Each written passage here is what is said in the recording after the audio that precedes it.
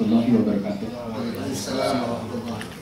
Alhamdulillah, nahmaduhu wa nasta'inuhu wa nastaghfiruh wa na'udzu billahi min syururi anfusina wa min sayyiati a'malina. Man yahdihillahu fala mudilla lahu wa man yudlil fala hadiya lahu. Asyhadu an la ilaha illallah wa asyhadu anna Muhammadan abduhu wa rasuluhu la nabiyya ba'dahu. Qala Allah ta'ala fi kitabihil karim, a'udzu billahi minasyaitonir rajim. Qad aflaha man zakkaha. Subhanallah. Bapak-bapak dan ibu-ibu yang dirahmati Allah, alhamdulillah kita dimudahkan untuk hadir dalam majelis rutin kita PJM, pengajian Jumat malam yang dilaksanakan pada hari Sabtu yang di amandemen jadi hari Sabtu karena ini PJM spesial. Alhamdulillah, apa namanya, ya walaupun banyak pilihan acara lain gitu di luar, kita ada apa namanya, ada sosialisasi pemilu, terus ada acara ini ya, panggung budaya Indo Cafe, kita disempatkan untuk menunaikan apa namanya, acara ini. Salam dan salawat kita sampaikan ke junjungan kita Nabi Muhammad Rasulullah SAW, yang atas perjuangan beliau lah kita bisa memperoleh hidayah Islam, nikmatnya iman ini. Tak lupa kita sampaikan juga salam kepada keluarga beliau, para sahabat, tabi'in dan tabi'in pengikutnya ke akhir zaman, yang mudah-mudahan kita semua termasuk dalamnya. Amin ya rabbal alamin. Telah hadir di tengah-tengah kita Ustadz Cecep dari Sydney atas undangan Bapak Duafa. Bapak Duafa selalu, terima kasih Bapak Duafa selalu atas apa namanya, atas kesediaannya untuk memfasilitasi kebutuhan pengajian ISB ini. Dan insya Allah malam ini beliau akan apa namanya, menyampaikan materi yang berkaitan dengan apa, suatu keagungan yang setiap tahunnya datang gitu. Yang alhamdulillah apabila tidak ada halangan, kita semua diberi kecukupan usia untuk memenuhinya, yaitu bulan Ramadan, bulan suci Ramadan, bulan suci yang di dalamnya terdapat begitu banyak kebaikan, banyak barokah, dan tentunya suatu malam di mana nanti ada kesempatan di mana kita diampuni dan dibebaskan dari neraka. Untuk mempersingkat waktu dan agar apa, limpahan rahmat Allah senantiasa tercurah pada kita, mungkin kita ada baiknya kita dengarkan untuk apa, lantunan ayat Al-Quran yang akan disampaikan oleh saudara kita Pak Haji Abdul Wahid.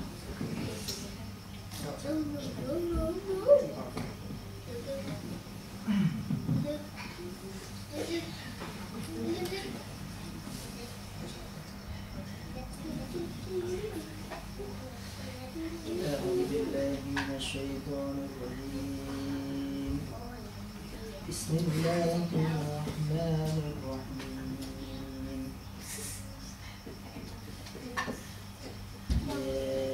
أيها الذين آمنوا كتب عليكم الصيام كما كتب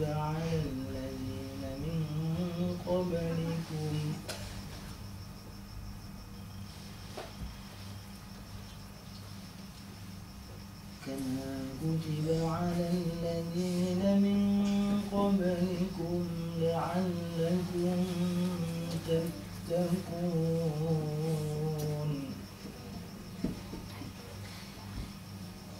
أياما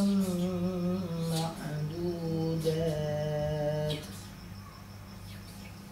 فمن كان منكم مريضا أو على سفر فعدة من أيام أخر وعلى الذين يطيقونه فدية طعام مسكين فمن تطوع خيرا فهو خير له وأن تصوموا خير لكم إن كنتم تعلمون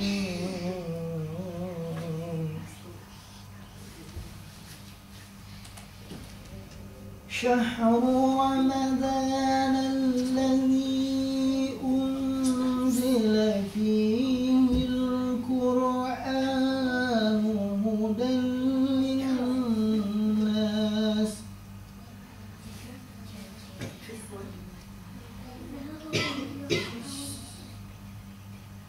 الذي أنزل فيه القرآن هدى للناس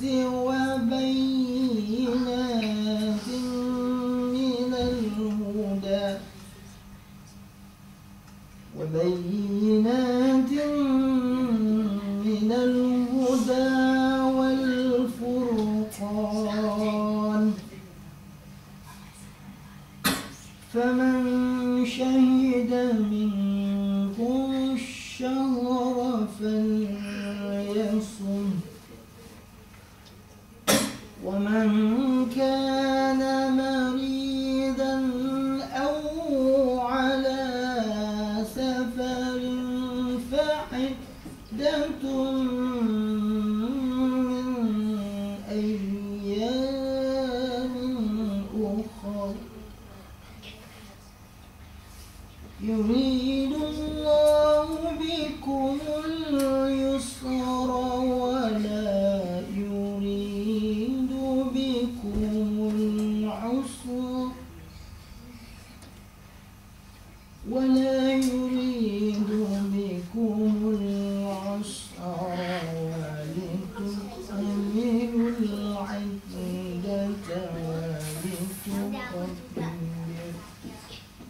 ولتكملوا العدة ولتكبروا الله على ما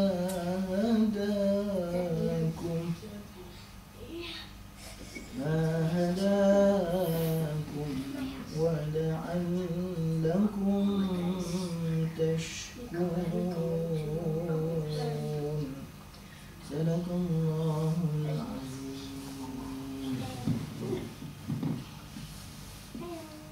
Jazakumullah khair atas pembacaan ayat Al-Qurannya pada kita.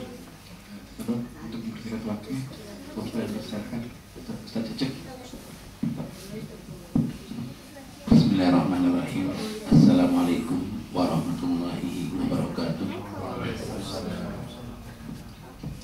Alhamdulillahirabbil alamin.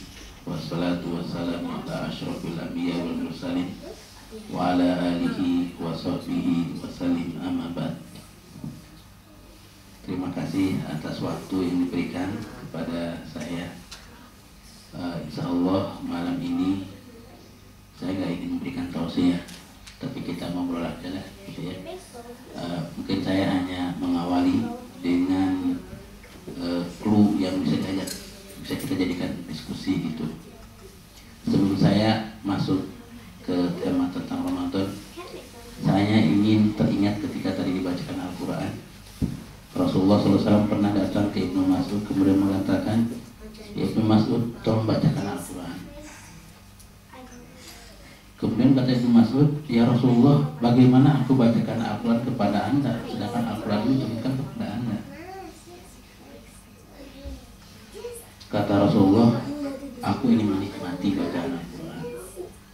Maka ketika Ibnu Mas'ud membacakan Al-Quran, beliau memperhatikan, mendengar, dan menangis.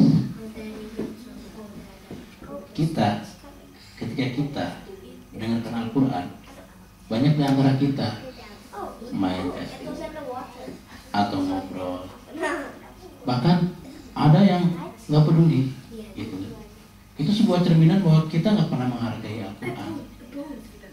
Ini yang perlu kita sama-sama, ya, artinya perbaiki, gitu ya. Rasulullah aja pengen mendengarkan, ya, padahal Al-Quran diturunkan kepada beliau, gitu. sampai beliau menangis. Kita jangan menangis, mendengarkan aja kayaknya ogah gitu. Nah ini mungkin ya perlu kita sama-sama dari bapak-bapak, ibu-ibu yang dirahmati Allah Subhanahu Wa Taala. Suatu ketika Tolha bin Ubaidillah bermimpi. Karena sebelumnya ada dua orang pemuda datang kepada Rasulullah dari suku Bali dan keduanya menyatakan masuk Islam. Cuma sayang, setahun kemudian orang atau pemuda pertama yang sangat rajin kemudian pergi ikut jihad dan meninggal. Adapun yang satu laginya dia hidup lebih lama, setahun kemudian meninggal. Maka dalam mimpi tersebut Tolha bin Ubaidillah merasa duduk di depan pintu surga bersama dua pemuda tersebut. Tiba-tiba ada yang keluar dari pintu surga, dari dalam surga, kemudian memanggil pemuda yang kedua yang mati lebih akhir. Kemudian setelah lama dibuka lagi, kemudian baru dipanggil pemuda yang paling rajin dan mati sebagai syahid. Tinggal dia sendirian. Setelah sekian lama dibuka lagi, hei Tolha, kamu belum waktunya, sana pergi. Dia terbangun. Dia cerita sama sahabat-sahabatnya sampai berita ini sampai kepada Rasulullah SAW. Kata Rasulullah, min aizalika tu'zibun. Kenapa kamu kaget? Kenapa kamu merasa aneh? Qalu ya Rasulullah, hadza kana asyadu rajulain istihadan summa istashada. Fadakhala al-akhiru al-jannata qablahu. Ya Rasulullah, pemuda yang pertama itu paling rajin ibadahnya. Kemudian beliau mati dalam keadaan syahid. Kenapa yang duluan masuk surga? Pemuda yang kedua. Apa kata Rasulullah? Alaysa qad makatha ba'da husana? Bukankah pemuda yang kedua ini dia hidup lebih lama 1 tahun? Para sahabat bilang, bala ya Rasulullah, betul. Kemudian kata Rasulullah, alai wa adraka Ramadan summa sholat kada wa kada min saddah fi sana. Bukankah dia bertemu dengan Ramadan, kemudian dia sholat. Para sahabat menjawab, betul Rasulullah. Apa kata jawab Rasulullah? Fama bainahuma abadu mimma bainas sama'i wal ardi. Jarak antara pemuda yang kedua dan yang pertama antara langit dan bumi bahkan lebih jauh. Bayangkan, ini sebuah gambaran bagaimana dahsyatnya ibadah bulan Ramadan. Wa adraka Ramadan summa sholat wa sholat. Bukan orang namanya Ramadan tapi habis dipakai nonton bola, apalagi sekarang gitu kan, atau habis dipakai untuk kerja, atau dipakai untuk yang artinya bukan ibadah. Bahkan dalam hadis lain Rasulullah bersabda, atani Jibril faqala ya Muhammad. Mereka Jibril datang kepada Rasulullah, ya Muhammad, man adraka Ramadan summa kharaja walam yughfar lahu famata pada holanna. Barang siapakah yang bertemu dengan Ramadan, kemudian Ramadan tersebut berakhir dan dia tidak mendapat ampunan, kemudian dia mati, dia pasti masuk neraka. Kenapa? Keterlaluan. Kenapa? Karena Ramadan ini segala sesuatu diperdengarkan. Karena Ramadan ini segala sesuatu dimudahkan untuk mendapatkan pahala. Bahasa kasarnya, kita tersenyum itu pahalanya jauh lebih besar daripada sedekah yang besar kalau dilakukan di luar Ramadan. Diskon besar-besaran, gitu kan? Bahkan dalam hadis lain lebih hebat lagi, yang diriwayatkan oleh Imam Tirmidzi, "Idza kana lailatul syahri min Ramadan," gitu kan? Wa sufati asyayatin wa marodatul jin wa gulliqati abwabun nar walam yaftah minha babun wahidun wa futihati abwabul jannah walam yuklak minha babun, gitu kan?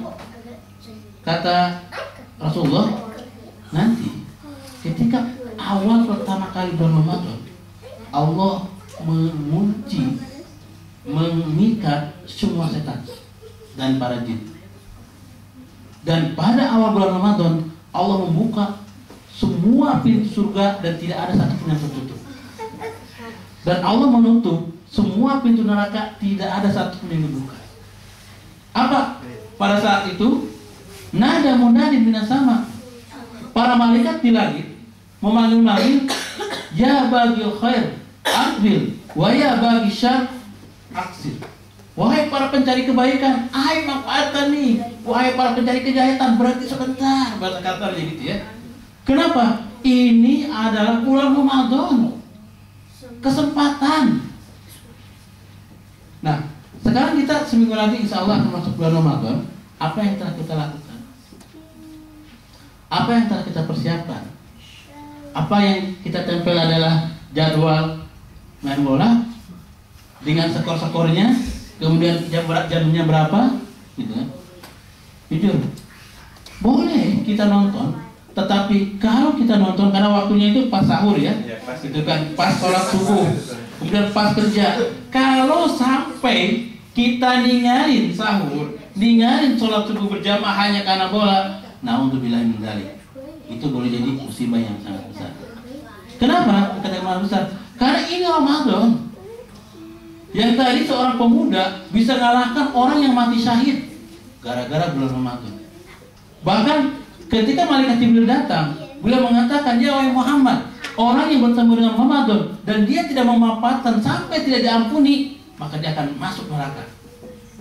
Sampai kata malaikat Jibril, fa'aduhullah, semoga dijauhkan dari Allah Subhanahu wa taala, gitu kan. Katakan amin. Rasulullah mengatakan amin. Artinya bahwa orang yang tidak mendapatkan ampunan pada bulan Ramadan sangat keterlaluan, karena saking mudahnya untuk mendapatkan kebaikan dalam bulan Ramadan. Maka Rasulullah ketika tanggal atau akhir bulan Sa'ban, beliau mengumpulkan para sahabatnya, kemudian bersabda, ayyuhan nas, qad ja'akum syahrun azimun sahrun mubarak. Wahai sahabat-sahabat, wahai para manusia, telah datang bulan yang sangat agung dan bulan yang penuh dengan keberkahan. Sahrun fihi lailatun khairun min alfi syahr. Bulan yang di dalamnya ada satu hari yang lebih baik dari 1000 bulan. Waja'ala siyamahu faridah, dan Allah telah menjadikan kewajiban puasanya sebagai kewajiban. Waja'ala qiyama lailihi, dan Allah menjadikan sholat malamnya sebagai sunat. Faman taqarraba fihi bihislatin minal khairi kana kaman adda faridatan fi masiwa. Barang siapakah yang melaksanakan sunat pada bulan Ramadan, pahalanya seperti melaksanakan fardu. Wa man adda fihi faridatan kana kaman adda sab'ina faridatan fi masiwa.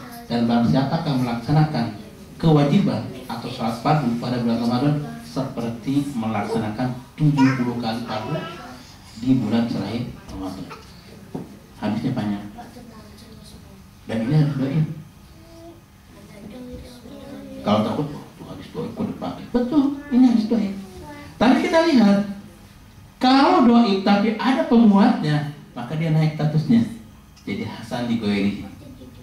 Dan hadis doa itu seperti saya tadi katakan, boleh dipakai untuk pelengkap atau fadhailul a'mal. Maka kalau lihat hadis tadi, Allah Subhanahu wa taala pertama kali mention tentang Lailatul Qadar. Saya tidak ingin membahas Lailatul Qadar karena belum waktunya, belum masuk bulan Ramadan ya. Takutnya nanti keburu matang gitu. Pas waktunya kita loyo gitu. Kita mendingan ngobrol yang kedua. Ja'alallahu siyamahu faridah. Allah telah menjadikan puasanya pada bulan Ramadan itu sebagai kewajiban. Kok bisa kewajiban? Kita lihat kewajibannya dalam Al-Quran. Allah Subhanahu wa taala berfirman, "Ya ayyuhalladzina amanu kutiba alaikumus siyamu kama kutiba 'alal ladzina min qablikum la'allakum tattaqun. Kalau saya boleh potong ayat ini, saya potong ke 4 bagian atau 5. Ya ayyuhalladzina amanu. Yang pertama, kutiba 'alaikumusiyam. Yang kedua, kama kutiba 'alal ladzina min qablikum. Yang ketiga, yang keempat, la'allakum. Yang ketiga, yang itu 2, 3, 4. Yang kelima, la'allakum. Keempat, la'allakum. Yang kelima, tattaqun. Kita bahas dulu ini supaya make sense dengan Allah telah menjadikan puasanya sebagai kewajiban pada bulan Ramadan. Dalam ayat tadi Allah Subhanahu wa taala berfirman, "Ya ayyuhalladzina amanu." Kenapa yang dipanggil orang kelima? Tentang masalah puasa ini. Kalau masalah Al-Qur'an ada beberapa ayat mengatakan, "Ya ayyuhan nas, qad ja'akum mau'izatun mir rabbikum." Itu kan? Ya ayyuhan nas, telah datang Al-Qur'an sebagai pelajaran. Yang dipanggil adalah umum, muslim ataupun non-muslim. Ternyata terbukti sekarang banyak sekali profesor yang menjadikan Al-Quran sebagai inspirasi, sebagai ide untuk menciptakan proyek-proyek. Mereka bukan muslim, tapi mereka memakai Al-Quran. Tapi kenapa kalau puasa nggak ada satupun hadis ataupun ayat Al-Quran yang menyebutkan wahai manusia? Enggak. Rata-rata yang dipanggil adalah ya ayyuhalladzina amanu. Contoh mungkin kita pernah alami. Kalau kita tidak sarapan pagi sampai jam 10, apa yang kita rasakan? Lapar kan? Terkadang jam 7 aja ini rokok baru jam 7. Tapi kalau kita niat saya mau puasa, apa yang dirasakan? Kayaknya nyantai aja. Terkadang suka ada ya, tapi kekuatannya lain gitu, motivasinya lain gitu. Inilah yang menggarisbawahi, ternyata motivasi itu bisa menciptakan kekuatan yang sangat dahsyat. Maka dalam ibadah pun, apapun, seberat apapun ibadah, kalau kita awali dengan motivasi yang bagus, maka segala sesuatu akan mudah. Mungkin salah satu ibadah yang berat adalah haji. Ketika haji, kalau diawali dengan aduh gimana ya, dia tawafnya penuh banget, sa'inya apalagi, kemudian jalannya pasti capek. Tapi kalau kita mengawali, pokoknya orang lain juga bisa, kenapa aku enggak? Aku pun kalau harus mati, nggak apa-apa, aku kan sebagai syahid. Insya Allah akan kuat. Ini pengalaman, ada tetangga, nenek-nenek umurnya 77 tahun, mau pergi haji.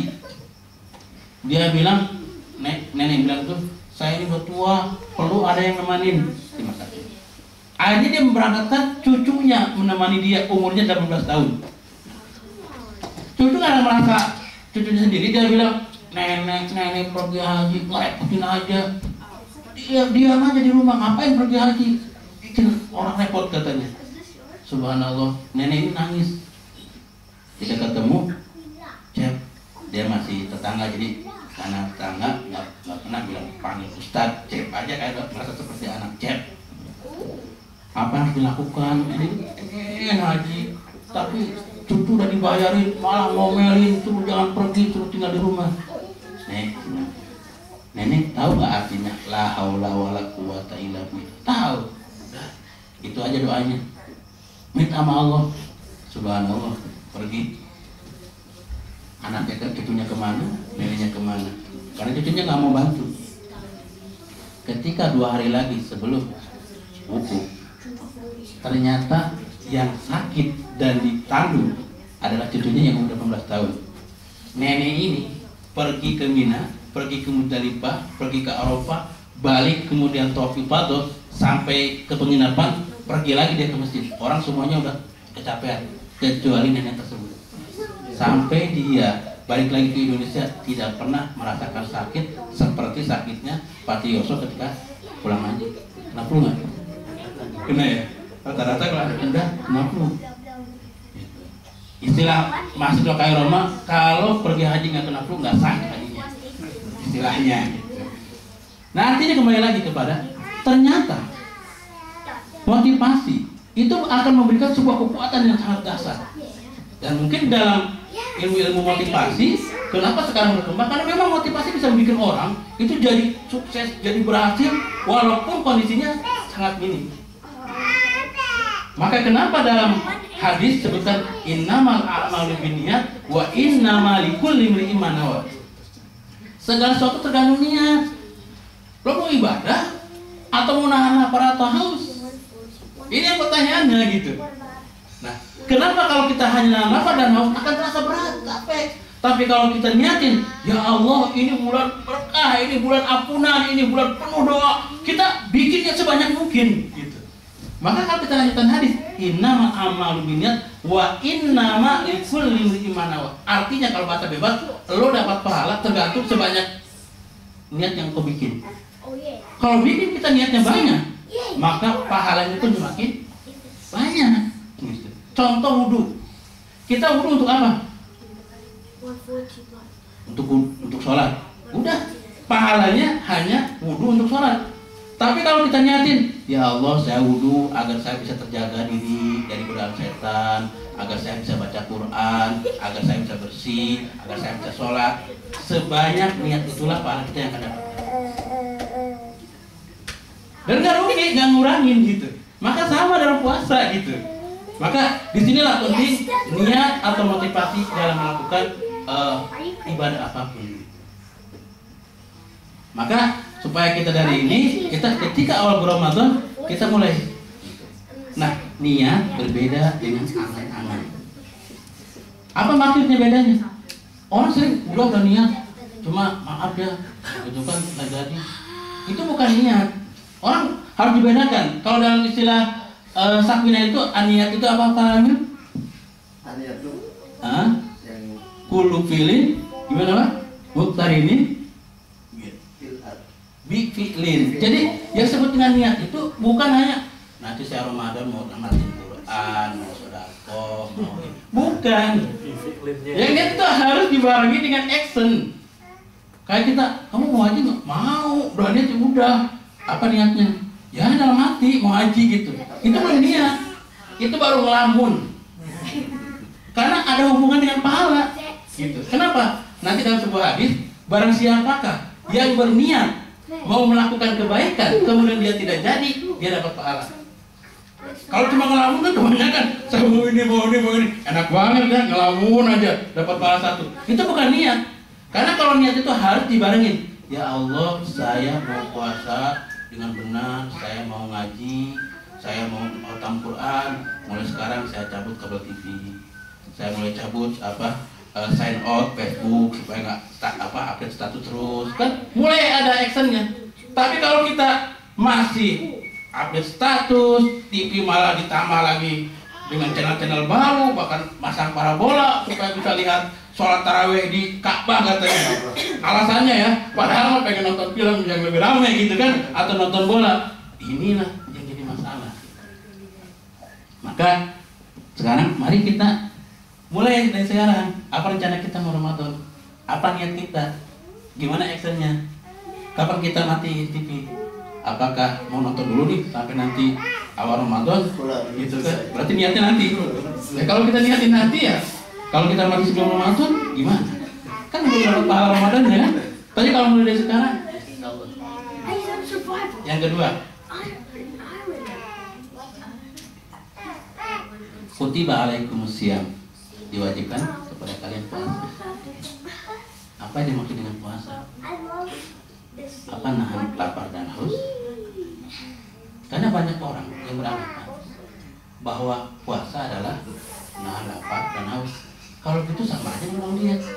Orang niat juga banyak, saya nahan lapar dan haus gitu. Tapi apa dapat pahala? Nah, maka yang dimaksud dengan puasa adalah kita dengan Allah untuk beribadah. Ini hanya ini untuk beribadah, bukan hanya menahan, dengan menahan lapar dan haus. Puasa ini salah satu keutamaannya adalah bahwa satu-satunya ibadah yang dibalas langsung oleh Allah adalah puasa. Dalam sebuah hadis qudsi, yaqulullah ta'ala, kullu amali ibni adama lahu illa siyam setiap amal-amalan ibadah manusia itu untuknya langsung ada hitungannya. Bab zakat. Barang siapakah yang berzakat, ya, benar-benar karena Allah dia dapat pahala 700 sampai tidak terhingga. Dalam surat An-Nur, barang siapakah yang melakukan kebaikan, man jaa'a bil hasanati falahu asyru amsaliyah, dapat 10 kebaikan. Barang siapakah yang membaca Al-Qur'an, man qara'a harfan, barang siapakah membaca satu huruf dari Al-Qur'an, satu huruf, gitu kan? Falahu asyru amsaliyah, dia dapat 10 pahala. Kata Rasulullah, wala aqulu alif lam harfun, dan alif lam bukan huruf. Alif huruf, lam huruf, mim huruf. Maka ketika kita baca alif lam mim udah 3 huruf, kali 10 berapa? 30. Kalau kita sebelum baca alif lam mim diawali dengan bismillah, bismillahirrahmanirrahim, berapa huruf? Kali 10. Masih bisa dihitung. Semua ibadah kita selain puasa bisa dihitung pahalanya. Tergantung dengan hadis-hadisnya, kecuali puasa. Puasa hanya Allah yang akan membalasnya langsung. Dan ini adalah sebuah penghargaan. Bahkan nanti dalam sebuah hadis, wa yubahi bikum malaikatahu.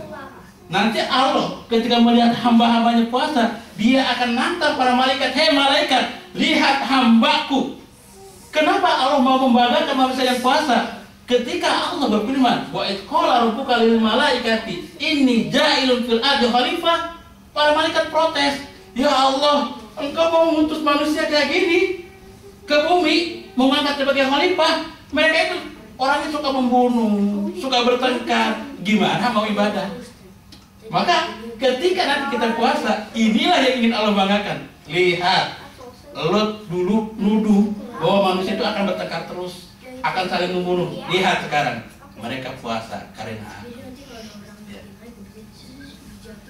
Jadi salah satu kelebihan pertama adalah bahwa puasa yang diwajibkan pada Ramadan ini hanya Allah yang akan membalas.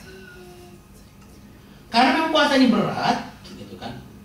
Maka Allah Subhanahu wa Ta'ala dalam hadis tersebut di tengah-tengahnya, fa in kana saumu yaumi ahadikum, kalau kalian lagi puasa, ada orang yang mancing-mancing, ngomongin atau manas-manasin, gitu kan. Fala yarfas wala yasab. Jangan ngomong kasar, jangan ngomong jelek, jangan teriak-teriak. Kalau kita kan lagi puasa, oh iya, bahkan kita punya acara khusus, namanya acara gosip. Habis nyuci, habis jemur, ngumpul di depan rumah. Hei, gimana? Gitu kan, masak apa hari ini? Oh iya, oh cerita kesana kemari, gitu kan. Bahkan kalau di Indonesia ada acara TV, kalau Ramadan ada spesial gosip dengan acara yang khusus, cerita artis ini, cerita aktor ini, cerita ini. Nah, untuk bilang mendalim, kalau kita ikut jadi bagian penonton, berarti puasa kita termasuk puasa yang yarfas wa yashab. Artinya yang ngomongin orang lain, mendengarkan omongan orang lain, yang ngomongin orang lain, dan ngejelekin orang lain, dan ngejelekin omongan orang yang orang lain. Maka dari sekarang nih, masalah TV ketika mau Ramadan itu harus jadi perhatian kita yang pertama. Manfaat kedua dari puasa, dalam sebuah hadis, man shoma ramadhana imanan wa ihtisaban ghufira lahu ma taqaddama min dhanbi. Barang siapakah yang puasa imanan, karena iman, ini yang sudah sebawahi, wah disaban, dan cari pahala Allah, maka Allah akan mengampuni. Karena banyak sekali orang dalam hadis lain, rubba shaimun laisa min siyami illa ju'i wal atas. Banyak orang puasa, dia nahan lapar, nahan haus, dia kerja semangat, tapi nggak dapat pahala dari puasa itu sendiri. Kenapa? Karena tidak didasari oleh iman, tidak didasari oleh niat untuk mencari ridha Allah. Maka kenapa saya awali tadi dengan kata-kata amanu, ini untuk supaya puasa kita benar. Masih banyak lagi keutamaan tentang puasa, tapi saya nggak akan bahas. Kita akan langsung ke fase yang ketiga. Kama kutiba alal ladzina min qablikum. Ternyata puasa ini bukan milik umat Islam saja, tapi juga umat yang lain juga puasa. Maka dalam beberapa hadis Rasulullah beritahu, jangan puasa seperti puasanya orang Yahudi. Kenapa? Puasa orang Yahudi itu kalau buka dilapatin, kalau sahur didahuluin, dicepetin. Nah, dalam Islam kalau buka dipercepat, kalau sahur diakhirkan. Gitu. Maka kalau orang, aduh malas nih bangun jam 4, nanti nggak bisa tidur lagi, udahlah jam 1 aja sahurnya. Berarti kalau ada orang puasanya jam 1, sama sahurnya dengan sahur orang Yahudi yang selalu memperketat sahur. Sama ketika buka. Maka kalau kita kerja pulangnya agak lama, biasakan kita membawa air atau kurma dalam saku. Ketika dengar adzan, masukin. Bukan karena kita lapar atau haus, tapi semata-mata imanan. Ya Allah, saya hanya ingin menjalankan perintah Allah dan Rasul. Jadi di sini ada yang berikutnya. Fase yang keempat, la'allakum. La'allakum itu mudah-mudahan. Kalau istilah sekarang itu wasilah atau proses.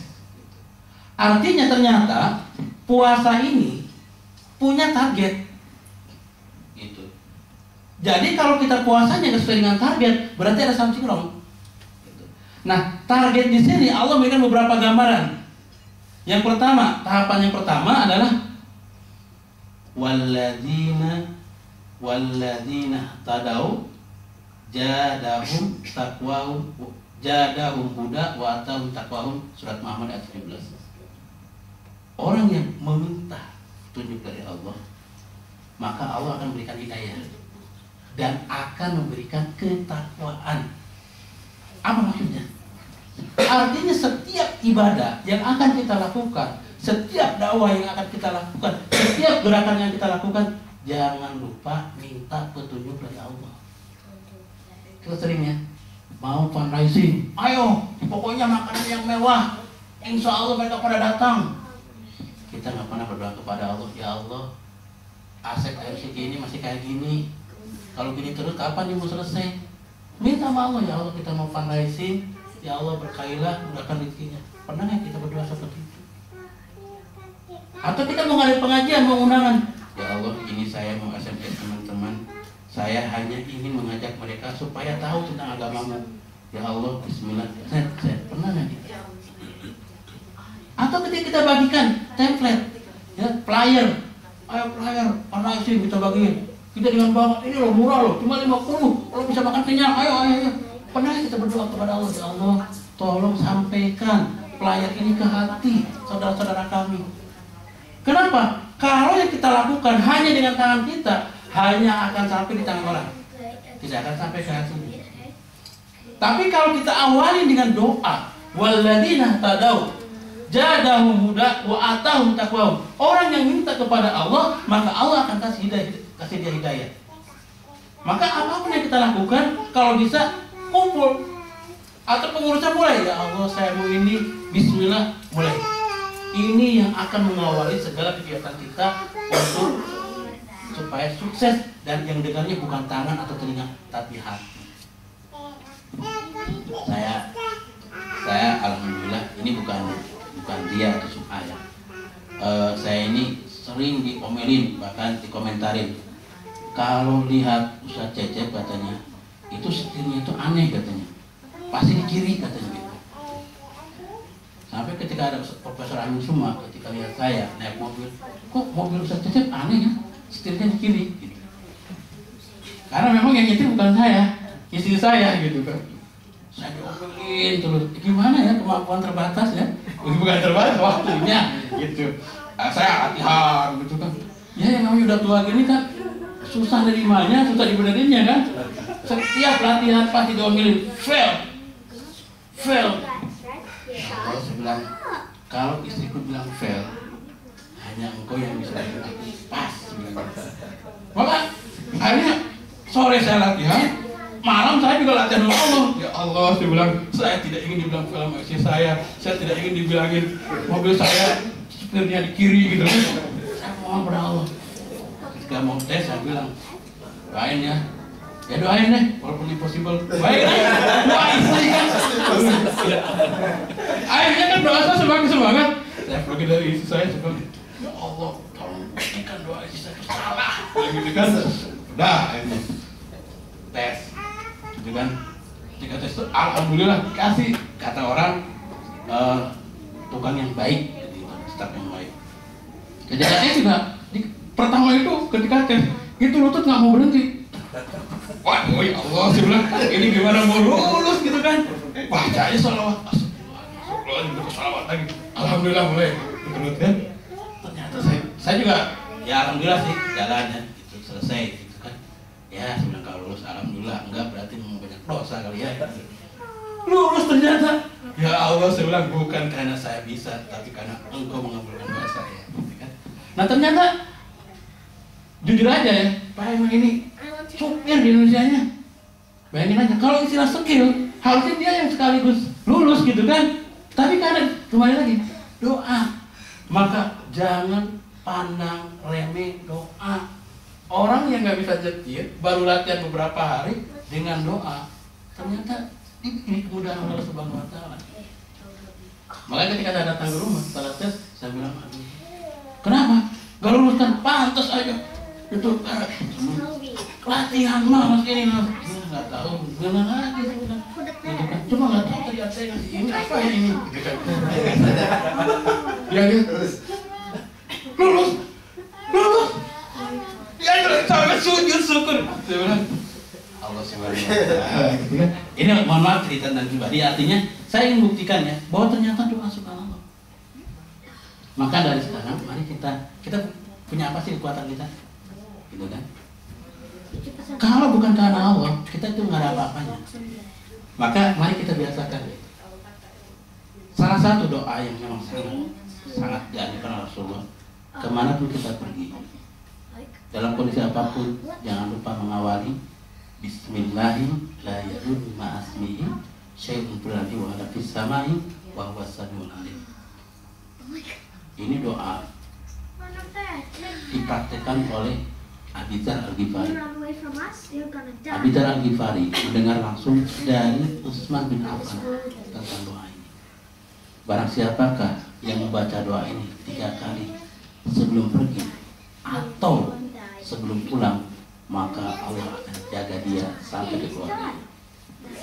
Ketika dia keluar rumah, tiba-tiba ada tetangganya datang. Ya Badar, rumah kamu kebakaran. Abu Dzar berkenyut, rumah saya kebakaran. Nggak mungkin. Kenapa nggak mungkin? Saya udah baca doa. Doa yang langsung diwasiatkan oleh Rasulullah kepada Utsman bin Affan. Barang siapa akan membaca doa ini 3 kali, maka Allah akan jaga dirinya dan keluarganya. Berarti ada something wrong. Apakah doa saya yang salah atau saya yang banyak dosa? Gitu kan. Sampai kita pulang. Ketika dia pulang, subhanallah, yang terbakar bukan rumah dia, rumah tetangga sebelahnya. Maka saya hanya ingin ngajak, mari kita awali segala sesuatu dengan doa. Tahap pertama untuk proses ketakwaan adalah walladzina tadau jadahum huda wa atahum taqwa. Yang kedua, tahapan agar mencapai takwa. Ya ayyuhalladzina amanu taqullaha. Dalam surat At-Taubah ayat 119. Wahai orang-orang yang beriman, bertakwalah. Udah beriman suruh bertakwa. Apakah dengan bertakwa aja kita cukup nggak? Ternyata enggak. Banyak orang yang dari Indonesia rajin sholat, ketika sampai ke Australia berubah. Banyak orang yang dari Indonesia rajin sholat Jumat, ketika sampai ke Australia berubah.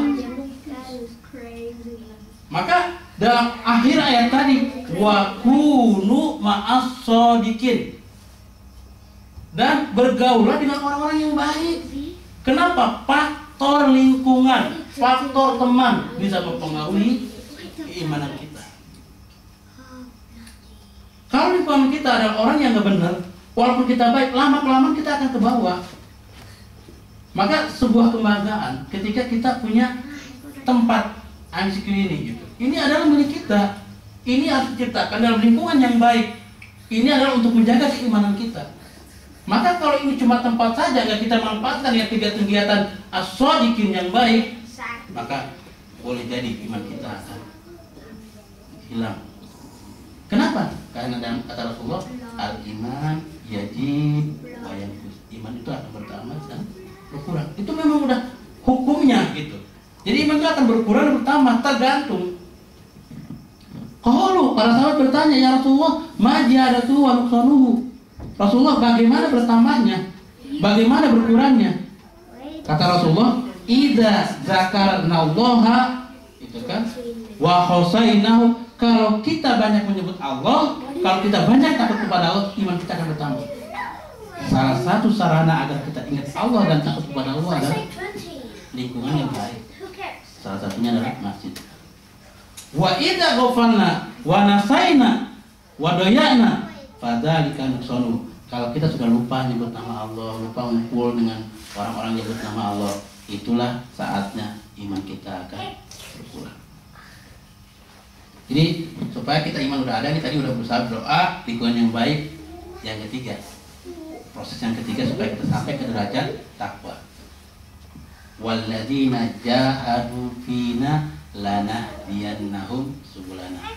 Orang yang sungguh-sungguh, ya. Artinya orang yang mau do something itu, bukan cuma diam doang gitu kan, tapi berusaha. Walladzina jahadu fina, kata-kata Allah pakailah, kemudian isim fiilnya itu pakai nun di tasdid. Itu istilahnya itu di penekanan yang sangat kuat sekali, takkid. Lanahdiyannahum, aku pasti akan beri dia jalan.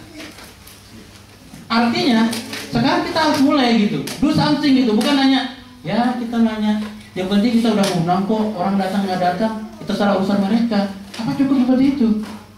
Harus ada sesuatu yang menarik gitu. Apa ini yang kita lakukan gitu? Apa ustadznya kurang bagus?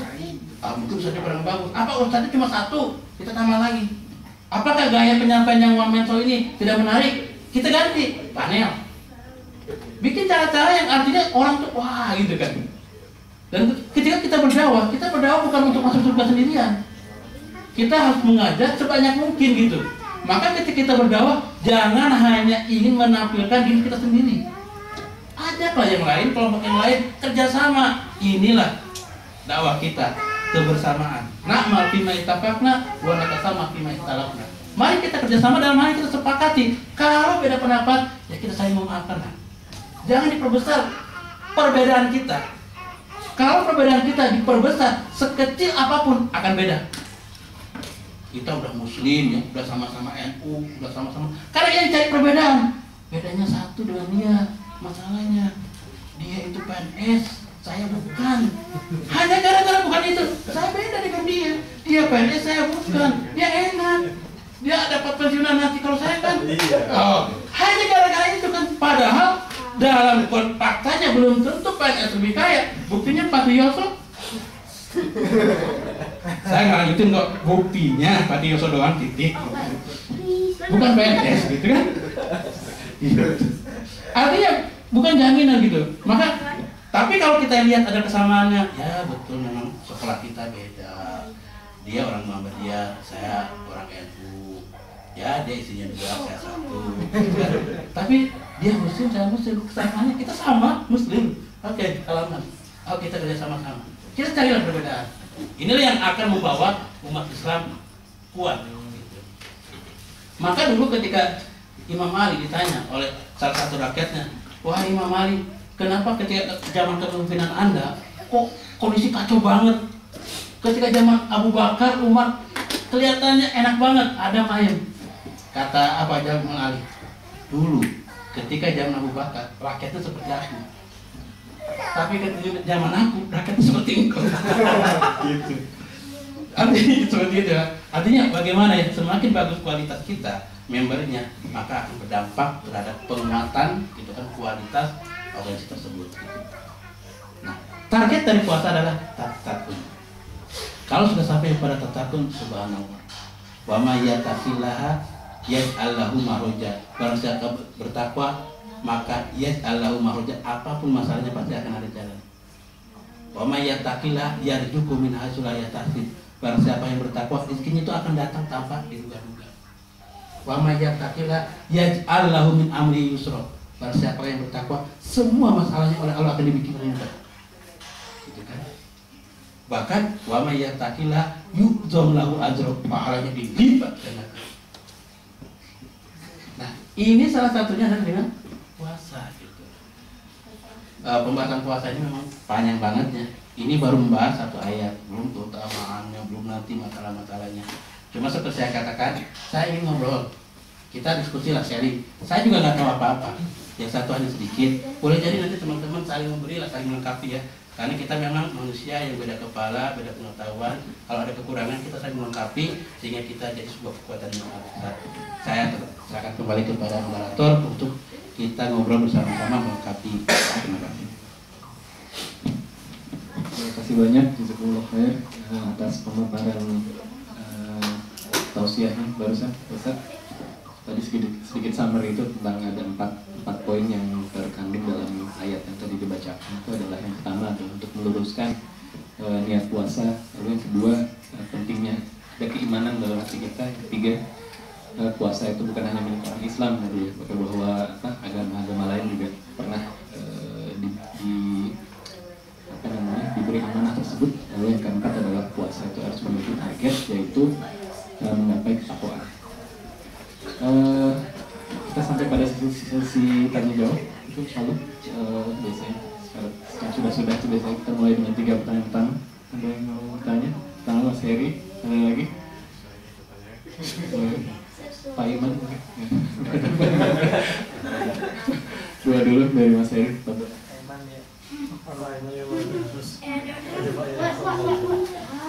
Coba yang lain dengar. Tanya itu kan karena yang paling tidak tahu. Takwa itu saya melihat seperti kondisi saya sekarang sebagai seorang yang sedang belajar. Maka takwa itu harus seperti mungkin tujuan akhir untuk proses saya belajar ini. Sementara saya lihat bahwa sebenarnya takwa itu juga sesuatu yang abstrak. Kenapa? Karena saya khawatir saya sebenarnya sudah takwa dan mungkin belum. Gitu. Nah, kira-kira ada indikasi seperti apa, Ustaz, yang kita bisa tahu kira-kira sampai di mana sih kira-kira tingkat ketakwaan kita itu? Kalau misalnya sekarang saya dalam kondisi saya bisa tahu mungkin, sekarang saya dalam tahapan saya membuat mungkin proposal gitu. Nah, sulit sekali proposal nggak bisa. Mungkin berarti saya perlu baca lebih banyak gitu. Nah, sementara takwa itu kan mungkin dari Ustaz juga diajar itu. Nah, bagaimana kita bisa tahu bahwa saya udah dalam tingkatan seperti ini dalam takwa itu. Berarti saya perlu lagi berusaha lebih keras. Nah, mumpung ini juga menjelang Ramadan. Nanti dalam bulan Ramadan. Begitu Ustaz. Terima kasih. Sampai berat. Lebih dari berat katanya.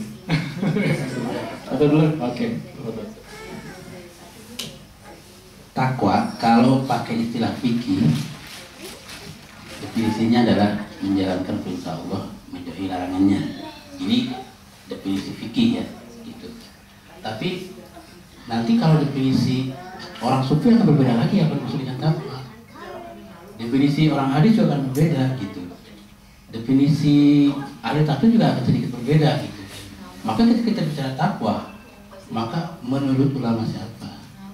Nah, ini yang akan jadi masalah gitu. Tapi yang disebut dengan takwa intinya adalah ketika hidup kita sesuai dengan yang diinginkan oleh Allah dan Rasulnya. Takwa. Artinya kalau kita sudah sampai dengan apa yang diinginkan oleh Rasulnya, artinya kita sudah menjadi orang yang dicintai oleh Allah dan Rasulnya.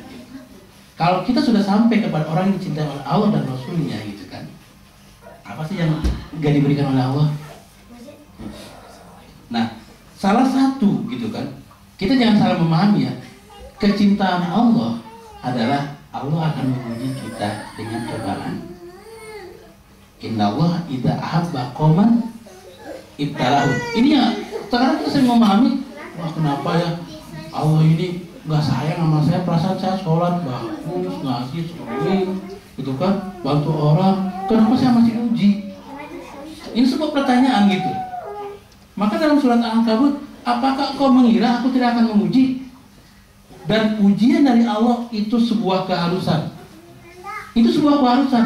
Tidak ada satupun manusia yang tidak diuji.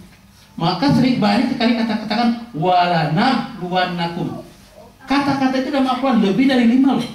Artinya kalau ada kata la, kemudian nunnya ditasydid, itu adalah takkid, penegasan yang sangat, karena ada dua penegasan, la dengan nun ditasydid. Wala nabluwannakum, aku pasti akan uji kalian.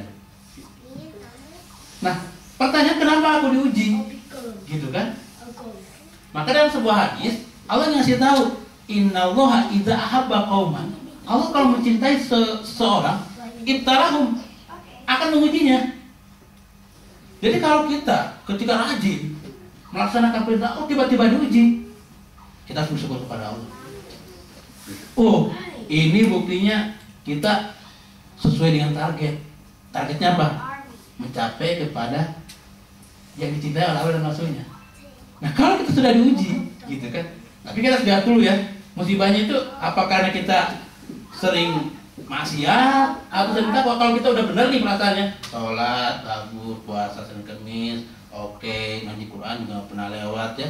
Kalau kita sholat pas-pasan, ngaji Quran nggak pernah, kemudian sedekah juga apalagi gitu kan, kemudian puasa juga, aduh kalau nggak Ramadan sih amit-amit istilahnya ya, dapat musibah. Itu bukan Allah cinta sama lu gitu kan, itu kan namanya siksaan gitu kan. Artinya karena kita lalai. Tapi kalau kita sudah bagus, sholat alhamdulillah berjamaah terus, ngaji juga tiap malam, Senin Kemis juga nggak pernah kita lewatin, bantu orang juga semampunya, kita masih diuji. Wah, ini indikator. Gitu. Nah, indikator atau level ketakwaan seseorang, kalau saya gambarkan ada 3 dari indikator. Pertama, level paling rendah. Ketika ketakwaan seseorang baru sebatas sabar, dalam bentuk hanya menjalani, gitu kan? Sholat ya kita jalani apa adanya, puasa ya dari apa adanya. Itu adalah level takwa paling rendah. Artinya hanya menjalankan apa adanya, tidak berusaha lebih baik.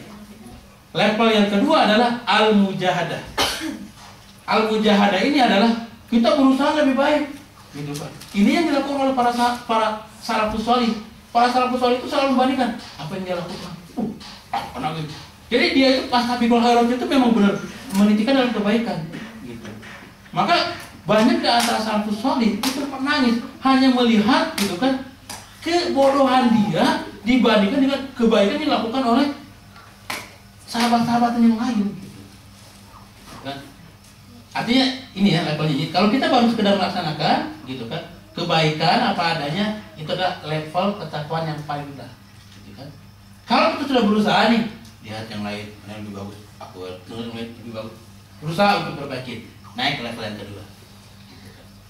Yang ketiga adalah ketika kita sampai ke derajat al-iltizam. Kalau istilah sufi itu ketika derajat seorang sudah sampai ke derajat widatul wujud, gitu ya. Tapi widatul wujud ini dalam istilah fikih sih itu sudah masuk kategori syirik ya. Tapi kalau dalam istilah tasawuf, widatul wujud itu adalah ketika kecintaan kita sudah menyatu dengan Allah. Tapi ini istilahnya bahasa inilah yang perlu kita garis bawahi dengan penjelasan yang panjang gitu. Nah, maka ketika kita udah berusaha, kemudian kita itu selalu melakukan yang terbaik dan itu dilakukan secara kontinu, itulah derajat ketakwaan yang paling bagus. Jadi kembali lagi bahwa disebut dengan indikator takwa adalah ketika kita berusaha menjadi yang dicintai oleh Allah dan Rasulnya dengan tidak melanggar perintahnya, tidak melaksanakan perintahnya dan menjauhi larangannya. Kalau kita masih jauh dari itu, ya berarti kita belum. Kamu jelas seperti itu ya. Selanjutnya belum. Ayo sih kayaknya. Namanya silakan. Nambah. Itu Pak Ustadz apa namanya? Kalau misal konteks perintah puasa itu nggak tahu ya, kalau misal pada fase Nabi itu kemudian identitas Islam itu kemudian sudah menjadi politik identitas itu udah jelas Islam, ataukah itu kemudian diidentikan maksudnya diidentifikasi sebagai identitas itu ini artinya beberapa ayat itu misalnya amanu ya ayyuhalladzina amanu itu konteksnya hal sepelenya begini, kenapa kok misal kemudian tidak ya ayyuhalladzina aslamu misalnya, kenapa tidak dipertegas hai para orang-orang Islam, orang-orang yang masuk dalam agama Islam. Tapi amanu, konteks iman itu seringkali kemudian konteks itu ahli kitab juga bagian dari ya ayyuhalladzina amanu, bukan hanya itu wilayah mereka yang beriman, konteks apa namanya yang berada di wilayah Islam, tetapi ahli kitab sebelum-sebelumnya itu juga dikategorikan kelompok yang beriman. Nah, oleh karena itu kemudian sebagian memahami bahwa perintah itu sebenarnya perintah yang tidak hanya untuk Islam, tetapi juga ditujukan kepada mereka yang mengimani tauhid, mengimani agama Ibrahim, misal begitu. Itu kira-kira menurut Pak Ustadz penjelasan seperti itu gimana, Pak? Seperti saya katakan tadi, bahwa puasa ini juga diwajibkan kepada orang Yahudi dan orang Kristen. Ketika mereka sesuai agamanya dengan apa yang dalam Taurat, mereka juga posisinya sama dengan orang beriman seperti kita sekarang. Artinya tidak ada perbedaannya. Yang membedakan hanya beda nabinya doang. Gitu. Bahasa kasarnya, kalau saat itu mereka beriman kepada Taurat, mereka juga masuk surga. Gitu. Sama orang-orang yang iman kepada Isa Al-Masih dan perlu dengan Injil yang aslinya. Ketika mereka mengimani aturan agama sesuai dengan yang Injil asli, mereka sama dengan posisi seperti kita. Yaitu mereka akan masuk surga gitu. Yang jadi permasalahan sekarang, ketika mereka imannya atau konsep keimanannya sudah berubah dengan berubahnya kitab induk mereka, yaitu kitab Taurat dan Injil. Karena ada perubahan inilah akhirnya terkadang dalam beberapa ayat Al-Quran dipisahkan ya ayyuhalladzina amanu dengan ahlul kitab. Contohnya, innalladzina amanu walladzina hadu wan nasara was-sabiin. Kan artinya ya? Artinya di sini orang yang beriman, kemudian orang yang Yahudi, orang Kristen, orang Sabiin dipisahkan gitu. Padahal kenapa kan ini? Nah, ini konteksnya artinya memberitahu bahwa ini konteks ketika Islam turun, gitu kan? Yaitu ketika mereka sudah bukan lagi beriman dengan konsep Injil yang asli, dengan konsep Taurat yang asli, maka Allah merubah terminologinya untuk mereka. Gitu. Tadi yang pertanyaan kenapa mereka disebutkan tidak ya ayyuhalladzina aslamu? Nah, apa bedanya iman dengan Islam? Kita lihat ya, ini secara indikator aja lah. Gitu. Kalau rukun Islam itu perbedaannya dengan rukun iman apa? Gitu. Kalau lihat dari indikator, kayaknya kalau rukun iman itu kan yang syahadat, gitu kan? Syahadat boleh nggak dalam hati? Enggak. Karena syahadat itu adalah statement yang harus diucapkan. Dan kalau ngucapin nggak bisa dalam hati, harus menggunakan lidah sama bibir. Berarti menggunakan anggota tubuh ya, gitu kan? Sholat bisa nggak dilakukan dalam hati? Bahasa Jawa Jawa itu ngeling ya, gitu ya. Nggak bisa. Atau jangan dalam hati aja. Ya Allah sampai bayar zakat ya, cukup aja. Gitu. Lo ambil aja deh dari gue kalau puasa. Kan nggak bisa, harus ada action. Ternyata kalau aslamu ini itu lebih identik dengan action. Kalau amanu gitu kan, itu lebih identik dengan action yang didasari oleh iman dulu gitu. Makanya ketika rukun iman kepada Allah, iman itu semuanya nggak bisa, semuanya abstrak, nggak bisa kita lihat gitu ya. Tapi nanti ketika pemahaman apa yang dimaksud dengan al-iman adalah kullu ma waqa'a fi qalbi wa saddaqahu bil amal. Setiap yang ada hati kemudian diimplementasikan dalam bentuk action gitu. Maka kalau gitu maksudnya ini hanya karena pemahaman kenapa beda antara iman dengan Islam itu hanya Allah yang tahu, dan para ahli tafsir hanya ingin memberikan sedikit indikator aja gitu. Nah, kalau iman itu orang yang melakukan action dengan iman seperti saya katakan tadi, hasilnya akan lain gitu. motivasinya akan lain, pahalanya akan lain. Tapi kalau orang hanya sekedar melakukan amal aja gitu kan, tanpa dibarengi oleh iman yang kuat, kayak iman dan motivasi yang bagus, hanya sia-sia aja gitu. Maka rubah soimus, banyak orang puasa cuma lapar dan haus, banyak orang yang sholat tarawih cuma capek doang. Ini yang ingin dihindari dengan kata-kata aslamu. Kurang lebih gitu ya Pak ya. Ada mana namanya? Tentang keimanan itu penting sekali. Karena ada ketika saya ketemu dengan dosen di United States, ada orang yang hafal Al-Quran persis seperti sejarah Snoop Hogrania, yaitu hafal Al-Quran, tetapi adalah tidak Islam, bahkan mereka kafir. Apa yang terjadi? Mereka menganggap bahwa Al-Quran dia hafalkan hanya sebatas atau memperlakukan Al-Quran sebagai knowledge saja. Tidak ada nilai-nilai transendental atau keimanan yang absolut, yang transenden kepada Allah Subhanahu wa Ta'ala. Ini jelas berbeda.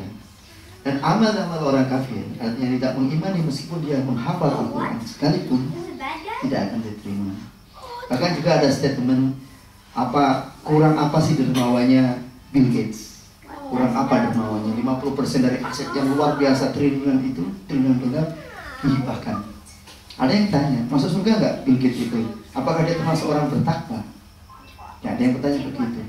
Di Al-Quran dijawab bahwa kebaikan seseorang, baik itu yang beriman maupun tidak beriman, dan yang mengamalkan sebagai kebaikan, dia kena pahalanya sifat Allah, yaitu yang Ar-Rahman. Kebaikannya akan dibalas juga dengan kebaikan-kebaikan kehidupan dia. Tapi ingat, itu hanya pada batasan-batasan dunia. Ketika dia pindah dunia, memasuki alam akhirat, amalan-amalannya tadi yang tanpa dasari keimanan menuju ketakwaan tadi, semuanya adalah sia-sia. Itu indikasi yang paling menyolok antara mana yang beriman, mana yang tidak beriman. Satu sama-sama bikin skripsi, bikin tesis, bikin disertasi. Yang satu beriman, satu tidak beriman. Ya, ada transendental yang berbeda. Tentu yang mendapatkan pahala double yang mana? Tentu yang menggunakan transendental tadi. Itu. Dan indikasi-indikasi yang lainnya seperti bertambahnya, baik itu amalia batin ya, maupun amalia arkania, amal-amal fisik action, itu meningkat. Indikasinya begitu. Salah satunya dalam tindakan sunnah saja dia melakukan, merutinkan sunnah. Dia selalu, indikasi berikutnya adalah dia menjaga betul kewajiban-kewajibannya, dari kewajiban sholatnya, kewajiban zakatnya, kewajiban yang lainnya, itu dijaga betul. Itu indikasinya ya. Sunnah saja dia lakukan, dirutinkan, dilipat gandakan. Wajibnya dia jaga betul. Kalau itu tidak, berarti tidak menuju kepada indikasi-indikasi ketakwaan tadi. Maka dengan pernah disebutkan dalam satu kitab bahwa ada ikmalu zawahirika, ikmalu sawairika, wa ikmalu bawahinika. Bagaimana Allah akan menilai amalan-amalan fisik, amalan-amalan hati, dan amalan-amalan hati nurani. Ada 3 jenis, ada hati nurani, amalan fisik.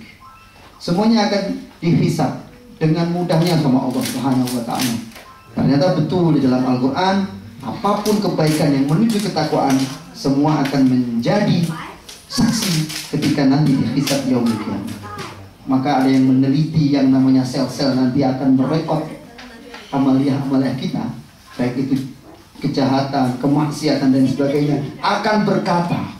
Di dalam Al-Quran disebutkan tangan kamu, badan kamu menjadi saksi dan akan mengatakan kita pernah maksiat, kita pernah beramal soleh juga. Persis seperti hard disk atau file flash disk yang akan menyimpan data. Jadi insya Allah konsepnya seperti itu, salah satunya. Dan saya ini hanya sekedar menambahkan. Tentu yang lain silakan menambahkan.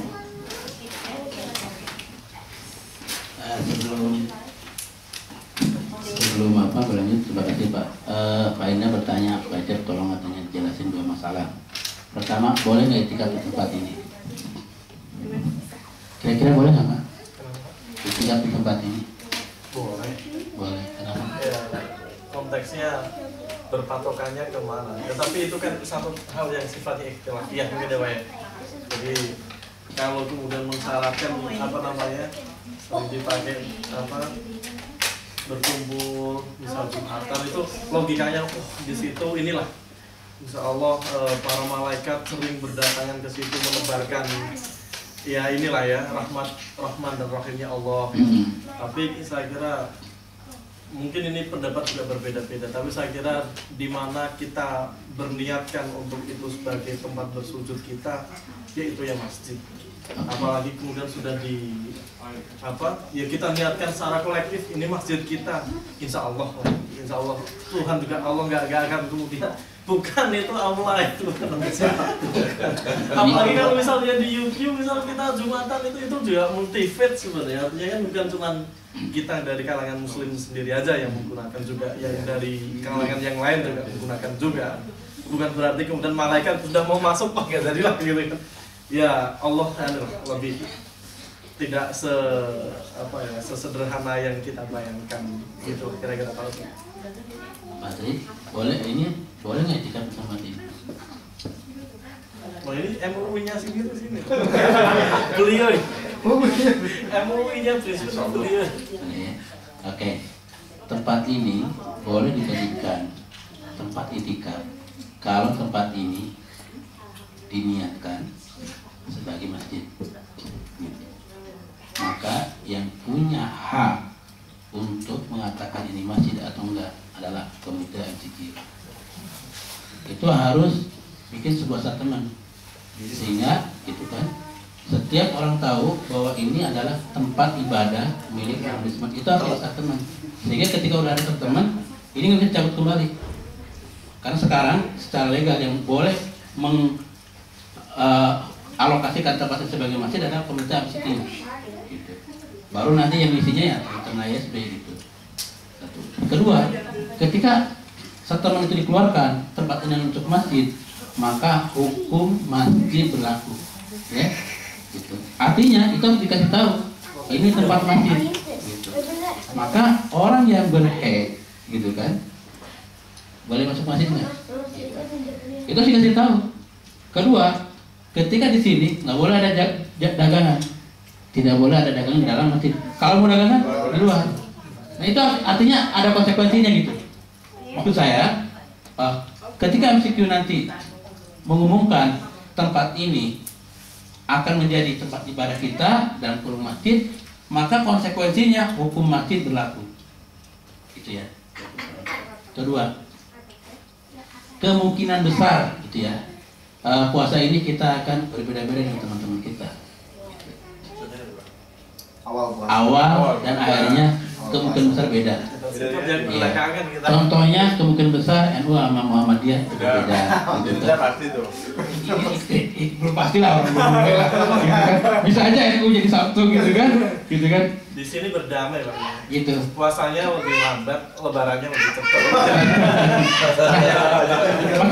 Saya hanya mengajak ya dalam arti ya. Suatu ketika salah seorang tabi'in bernama Quraib melakukan perjalanan ke Damaskus. Ketika sampai Damaskus pada malam Jumat, ternyata beliau melihat hilal. Berarti hari Jumat besoknya dia mulai puasa. Kemudian dia tinggal di berapa hari di Damaskus, Syria. Kemudian beliau balik kembali ke Madinah yang bertepatan pada hari ke-30, yaitu malam Sabtu saat itu. Jadi bagi Quraib ini hari Sabtu harga mati, harus diikuti. Kenapa? Karena dia mulai Jumat dan harus selesai hari Jumat, karena hari Jumat itu hari ke-30. Maka nggak mungkin dalam Islam ada puasa 31. Ternyata ketika sampai di sana di Madinah, puasanya itu bukan hari Jumat, tapi hari Sabtu. Maka ketika sampai ke sana, dia mengatakan, gitu kan, ketemu dengan Ibnu Abbas, wahai Ibnu Abbas, aku dan penduduk di Damaskus melihat hilal pada hari Jumat. Apakah tidak cukup apa yang aku lihat dengan yang dilihat oleh Muawiyah sebagai bukti engkau harus puasa dari awal dan selesai pada hari Jumat? Apa jawab Ibnu Abbas? Tidak. Rasulullah mengajarkan kita puasalah sesuai dengan yang kita lihat. Kalau nanti malam saya lihat hilal, berarti besok saya lebaran sama dengan kamu. Berarti puasa kami orang Madinah 29 hari. Tapi kalau kami nggak melihat, maka kami akan melanjutkan besok puasa, gitu kan? Dan baru lebaran pada hari Minggu. Gitu. Lihat, ini Ibnu Abbas. Terus yang dari Damaskusnya gimana? Terus atau? Kalau Damaskus ya dia, Kan tadi lagi. oh dia kan harus buka, karena mau dia sudah 30 hari, nggak mungkin dia puasa. Emang boleh lebaran apa puasa 31 hari? Kan ikut. Kan dia kan di sana udah mulai ini nggak bisa, jadi dia sendirian bukanya. Nah artinya ternyata fenomena beda puasa juga sudah terjadi gitu. Walaupun mayoritas ulama mengatakan sumu liru'yatihi waftiru liru'yatihi. Artinya kalau ada orang yang sudah melihat hilal maka mulailah puasa gitu. Tapi menurut mazhab Abu Hanifah dan mazhab Syafi'i, lihat puasalah sesuai dengan kondisi kita berada di mana. Gitu. Kalau kita berada di Brisbane, yang harus jadi patokan adalah kondisi Brisbane. Gitu. Ini menurut mazhab Syafi'i. Maka kalau di Brisbane, wah, kita mulai puasanya Senin. Terlepas yang lain di mana-mana gitu. Kecuali kalau kita nggak mau melihat, saya mengikuti yang lain, itu urusan lain. Gitu. Cuma hal pertama yang kita lihat adalah daerah terdekat kita, bukan daerah terjauh kita. Jadi ya, kalau di antara kita ada yang berbeda dengan dasar hukum yang kuat, silakan puasa sesuai dengan keyakinannya masing-masing. Jangan mempermasalahkan, jangan bertengkar hanya gara-gara sama-sama lihat ruyah. Satu lihat lampu, satu lihat bulan beneran gitu. Ya udahlah gitu. Gitu. Jadi itu ya, jadi masalah ruyah ya, hanya sekedar ini aja mengajak teman-teman supaya jangan sampai gitu ya. Gara-gara pasti karena akan ada ya. Karena ada beberapa teman yang Muhammadiyah, kalau saya sih ikut Indonesia puasa Senin. Tapi kalau saat di Sydney itu kalender Ramadan gak ada satupun yang lebih hari Sabtu, semua hari Minggu. Padahal ada kemungkinan Sabtu loh. Hari Jumat itu harus melakukan ruqyah karena hari Jumat itu tanggal 29 dan 30 Saban ya. Harus itu. Tanggalan 1 udah Sabtu. Saya dapat Pesta udah Sabtu. Besok Sabtu ya. Karena saya lihat udah 5 saya ngambil ya. Ini dari tempat sekolahnya. Begitu. Oh itu mah si A. Itu mah ya bener itu mah. Sabtu. Apa? Jumat nggak ada ya? Nggak ada lah. Ada 2 sesi, ada 2 Ini saya jadi Saya kalau ada Senin itu Senin. oke, ada tambahan lain atau apa? Yang lain? Saya ngobrol aja Kalau di silakan sini ya. bakal jatuhnya ya perkiraan. Kalau secara ini secara hisab. Hisab Sabtu ya Mas. Kalau di Indonesia juga Sabtu, tapi di sini kan lebih awal. Jadi harusnya mungkin kalau Sabtu menurut saya belum. Hitungan saya baca hitungan hisabnya Muhammadiyah yang masih kecil, karena dia Indonesia kan lebih timur, lebih barat, lebih timur. Harusnya pada hari Jumat malam itu masuk. Ini hitungan bodoh saya lah ya. Hitungannya gitu. Jadi kemungkinan kalau kasarnya mungkin most likely tanggal Minggu. See what happened on Friday. Ya nanti kita lihat. Nah itu kan berarti ini kalau sudah ini kan bukan lagi. Ya karena maksudnya kalau kita kan ini dijelasin rata-rata kalau kita biasa rata-rata gitu. Tapi kepastiannya Kalau hisab, ya rata-rata kalau di sini, kalau di Indonesia kan Sabtu. Muhammadiyah. Yang di sini hisab kan ada hisab yang Di sini pokoknya di atas 1 derajat itu. Di sini beberapa komunitas muslim lebih banyak menggunakan ruqyah ya. Iya. Daripada kisah. Jadi kayak kemarin waktu kita mau Idul Fitri Pak ya. Kita kan bingung itu sampai harus bikin rapat segala itu. Karena di iya. Karena di hisabnya Muhammadiyah sudah jelas di Indonesia. Kemudian Kementerian Agama dengan metode ruqyah di Indonesia itu menyatakan sudah melihat hilal. Kalau di sana melihat hilal di Indonesia, secara garis besar bujurnya itu kita lebih duluan. Kalau mereka melihat, masa sih di sini nggak lihat kan begitu. Tapi akhirnya ada kan kemarin yang besoknya ada yang besoknya lagi. Dan kalau lebih timur itu secara teori matahari lebih cepat terbenam sehingga bulan itu lebih terlambat. Makanya kalau di Arab itu kadang lebarannya lebih cepat dari kita karena dia lebih barat dari kita. Kita kalau Australia sama Indonesia lebih barat Indonesia kan? lebih barat Indonesia, kita lebih timur kan, makanya beda 3 jam kan dengan Jakarta. Iya. Jadi kecenderungannya itu Arab seakan-akan kan kita kayak ketinggal. Arab udah lebaran atau udah puasa, kita belum. Tahun kemarin ada ustadz yang ahli hilal. Misi kan di Agus Purwanto. Iya. Oh ya, itu. Iya dibahas. Harusnya kan udah jelas tuh. Udah harusnya ya kalau aja benar. Dan kalau kita lihat, karena kalau kita mau melihat yang lebih jelas ya untuk melihat hilal tersebut, kita harus lihat gambarnya loh. Gambar hilalnya, posisinya dengan begini gitu kan. Kalau kita cerita gini-gini aja agak susah gitu ya. Jadi ya untuk sementara bicara tentang hilal ya tidak ada tamat kalau kita nggak lihat posisinya aja. Karena penentuan nanti 1 derajat 2 derajat seperti apa? Orang Islam juga ada namanya hilal.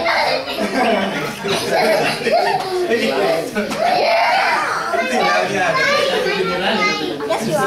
Baik, ada pertanyaan lagi, pertanyaan terakhir. Saya usulkan ini, jadi kalau memang kan kita pembicaraan ini bisa dilanjutkan setelah kita tutup dulu acara. Sebelum ditutup,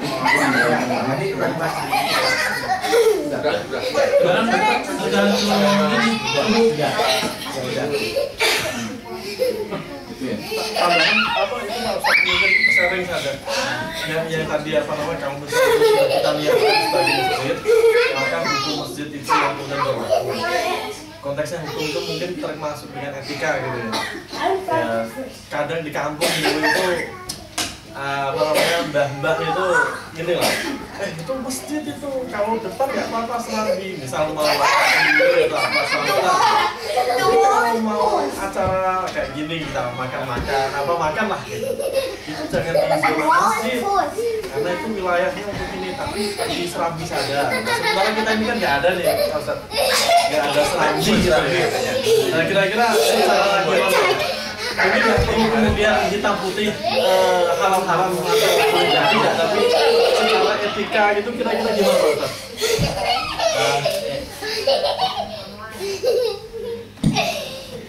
Etika dengan aturan berbeda. Etika itu kan aturannya. Jadi kita makan dalam masjid. Nggak ada yang namanya, ada nggak hadis? La taqulu fil masjid. Ada nggak? Ada kan? Makanya levelnya etika. Iya, jadi kalau level etika itu adalah hanya sekedar, artinya selama kita bisa menjaga kebersihan dalam kurung ya, tidak pada tumpah, tidak. Kalau istilahnya sekarang aja kita mau datang ke pakai ruangan di kelas ya, gitu kan, atau di library bawa makanan aja dilarang kan, apalagi bawa kare kan, gitu kan. Masa kita sekarang gitu kan, it's okay. Dan nggak ada larangan karena memang di beberapa masjid juga itu makan dalam masjid biasa. Cuma kalau nanti ada buka puasa biasanya ada saplon di dalam itu, ada plastik yang panjang kita simpan habis digulung itu, sehingga baunya karet atau kulit sejenisnya nggak kena karpet gitu. Jadi untuk masalah makan kenduri itu memang nggak ada hadisnya gitu. Yang ada hadisnya itu yang itu yang menurut saya itu. Kemudian jual beli, kan ada yang bawa kerudung, ada beli dalam masjid tentunya. Untuk saya bukan melarang jualan, silakan gitu ya. Di sini ada kismen atau apa, monggo di sana. Di sini gitu maksud saya gitu ya. Kita sangat menghargai. Nah, perlu teman itu karena untuk memberitahu supaya orang tahu bahwa ini masjid statusnya gitu. Nah itu harus di rilis gitu Pak gitu, dan dipublish ini udah jadi masjid gitu. Seperti yang saya tadi ungkapkan bahwa yang punya hak untuk rilis ini masjid hanyalah komite Al-Sekian secara legal ya gitu. Kalau mereka ini milik umat, tapi kan sudah dipercayakan oleh komitenya mereka itu gitu. Baru tulislah ini masjid, aturannya dicari di Google juga banyak aturan tentang gitu ya, cek Google gitu ya. Untuk tanya saya kebanyakan. Dan kalau masjid itu ruangan aja ya. Misalkan ini kita buat masjid. Tapi kalau depan ini seperti bukan. Masjid itu ini aja gitu ya. Kalau sana bukan gitu. Kecuali nanti perluas gitu. Itu lain lagi ya. Itu aja menurut saya kalau ini ya. Maksudnya juga sekarang kalau kita nggak mulai pasti ya ini masjid mau kapan? Mau nunggu jadi gedung dulu? Kita nggak tahu Pak. Gitu. Udah. Kalau udah jadi masjid, ini jadi milik umat. Nggak ada lagi ini milik MCQ, ini milik MCQ, enggak. Ini milik umat, semua memiliki ASB, MCQ atau apapun namanya, semua berhak untuk pakai ini. Jadi seperti itu gitu, walaupun ada pengurusnya. Kita coba sampai di sini dulu ya. Ya. Ya, Pak Ustaz. Aman, Pak. Di sini banyak kok profesional cleaner ya. It's me. Oke, Bapak-Bapak dan Ibu-Ibu, terima kasih banyak atas kehadirannya. Terima kasih atas partisipasinya. Terima kasih sekali lagi pada Bapak Duafa Australia yang sudah memfasilitasi kebutuhan umat Muslim Indonesia di Brisbane ini. Terima kasih juga MCQ atas pengadaan fasilitas calon mahasiswa ini. Saya mempersilahkan Ustadz Cecep untuk berdoa penutup. Emil.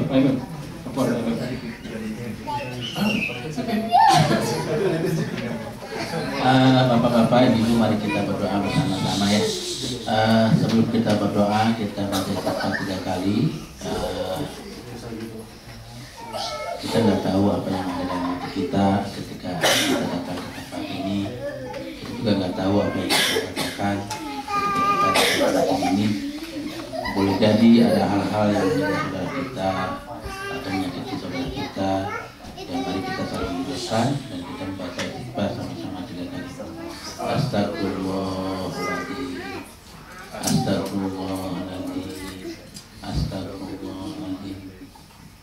Alhamdulillahilladzi wa fi ni'amahu wa yukafi majidah. Ya Rabbana lakal hamdu wa lakal syukru kama yanbaghi li jalali wajhika wa 'azimi sultanik. Allahumma shalli ala sayyidina Muhammad wa ala alihi wa sahbihi wa sallim. La ilaha illa anta subhanaka inna kunna minadh dhalimin. La ilaha illa anta subhanaka inna kunna minadh dhalimin. La ilaha illa anta subhanaka inna kunna minadh dhalimin. Allahumma innaka afuwwun karimun tuhibbul afwa fa'fu anna. Allahumma ballighna ila Ramadan. Allahumma ballighna ila Ramadan. Allahumma ballighna ila Ramadan wa barik fihi ya Allah.